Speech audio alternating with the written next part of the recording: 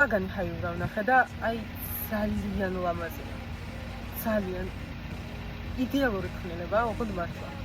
აი ხელნაკეთი ავტომობილი არის, ხელნაკეთი რაღაცა არის რა.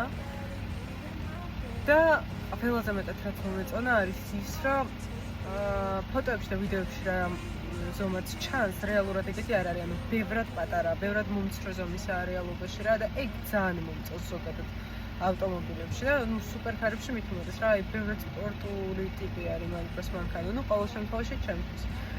F-Formats-ის შემთხვევაშიც ეგრე იყო, მთელი ცხოვრება უყურებდი F-Formats-ის ფოტოებს და ვიდეოებს და სულ მეგონა რომ აი ძალიან დიდი ტიპია და რაღაცა ბოლიდი სტილშია და რაღაც, მაგრამ რა ვნახე რეალობაში პირველი რეაქცია ის იყო, რომ მე გირა ყვითელა იც რა არის და რა დავაკვირდი რეალურად ძალიან მაგარია, ანუ იდეალური ზომისა, ეგეთი უნდა იყოს.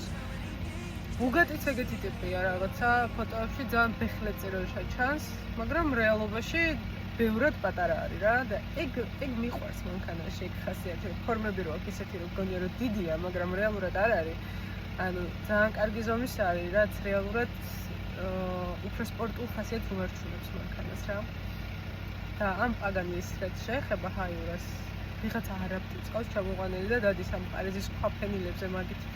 ნუ ეგ მანქანა რო ყავს რადგან ითიული მომენტი. რა თქმა უნდა, მაგრამ რაც დავამუღამე რომ მიდიოდა ეს ტიპი, მაგრად შეჩავდა უკანა საბურავები რა, აშკარად მაგარი ბლოკირებით არის და ეთქობა ჰორაციო ტყულა მარშრუტიანებდა იქ სან-ფრანსისკოს ფესტივალზე. ნიკამ რომ გადაიყო და მდიდარი ხალხის ფესტივალიაო და თავს გამოყენებულად გულზავთო. გამოიწერეთ ჩემი